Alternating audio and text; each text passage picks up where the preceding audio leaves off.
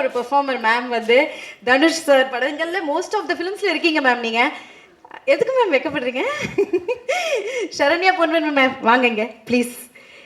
இன்னைக்குமே ஃப்ரெஷ்ஷா அழகா வருவாங்க. எல்லார் ஃபேமிலிலையும் ஒரு அத்தை ஒரு சித்தி யாராவது இருப்பாங்க, என்னங்க சரண்யா பொண்ணு மாதிரியே இருக்கீங்க அப்படின்னு. ஸோ மேம் அந்த அளவுக்கு ஒரு இம்பாக்டை கொடுத்தவங்க. ஒரு வார்த்தைகள் மேம், இங்கிலீஷில் தான் பேசுவீங்கன்னு தெரியும். இன்னைக்கு எல்லாருக்கும் வணக்கம். எனக்கு இன்னைக்கு ரொம்ப சந்தோஷமாக இருக்குது. எப்படி நாயகனை பற்றி இன்னும் பேசுகிறாங்களோ அதே மாதிரி எனக்கு விஐபி பற்றி பேசுகிறாங்க. அது எனக்கு ரொம்ப ரொம்ப சந்தோஷமாக சொல்லிக்கிறதுல. எங்கே போனாலும் விஐபி பற்றி தான் இப்போ பேசுவாங்க. ஹைதராபாத்தில் போய் இறங்கினோடனே ரெகுவரன் பிடெக் அப்படிம்பாங்க என்னை பார்த்து. அந்த மாதிரி சின்ன சின்ன பசங்கள்லாம் என்னை வெளியே பார்க்கும்போது தனுஷ் அம்மா போகிறாங்கடா அப்படிம்பாங்க. ஸோ தனுஷ் அம்மா என்ன தான் தனுஷ் அம்மான்னு சொல்கிறாங்க.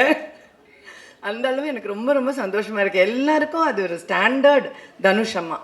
அப்புறம் இப்போ வேற எங்கேயா செட்ஸில் போகும்போது ஏதோ தனுஷை பற்றி என்கிட்ட கேட்குறது எப்படி இருக்கும்னா, நிஜமாவே இப்போ என் மகனாக இருந்தால் அவர் என்ன சாப்பிடுவார், அவர் எப்படி தூங்குவார், இப்படிலாம் கேட்பாங்களே, இந்த மாதிரி தான் என்கிட்ட கேட்பாங்க.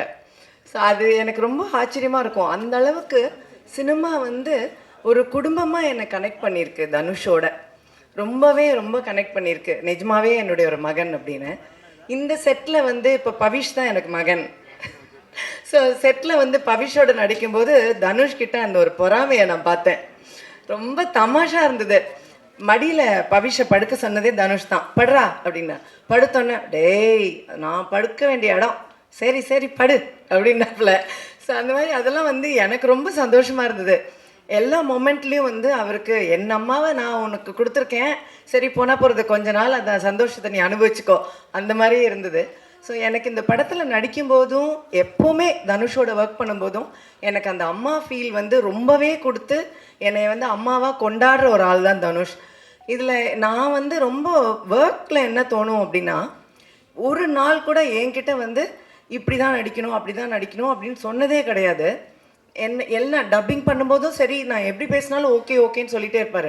நான் சொல்லுவேன், நிஜமாக தான் சொல்கிறீங்களா இல்லை எனக்காக சொல்கிறீங்களான்னு கேட்பேன். இல்லை நிஜமாகவே நல்லாயிருக்கு அப்படிம்பாரு.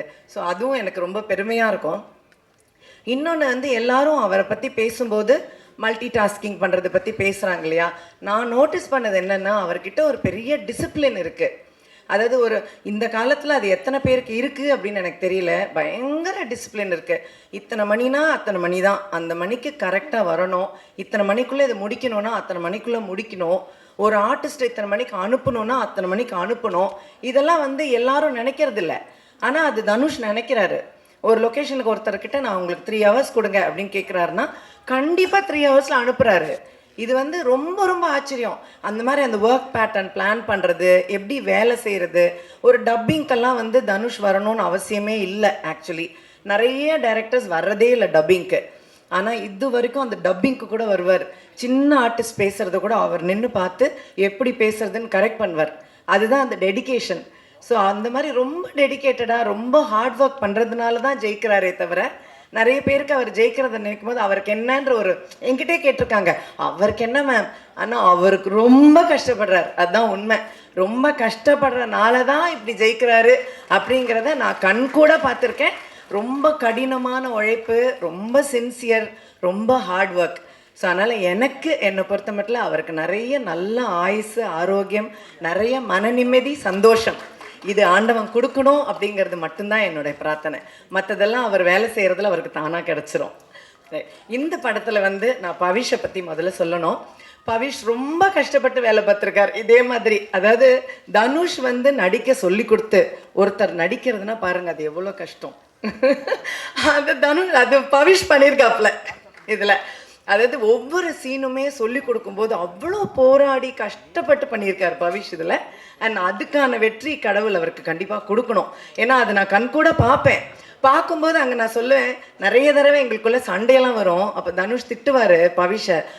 நான் தான் சப்போர்ட்டுக்கு வந்து நிற்பேன். அந்த டிப்பிக்கல் மாம் ரோல் தான் எங்கிட்ட. நீங்கள் பேசாதீங்க அப்படின்னு என்னை பிடிச்சி தள்ளி வச்சுருவார்.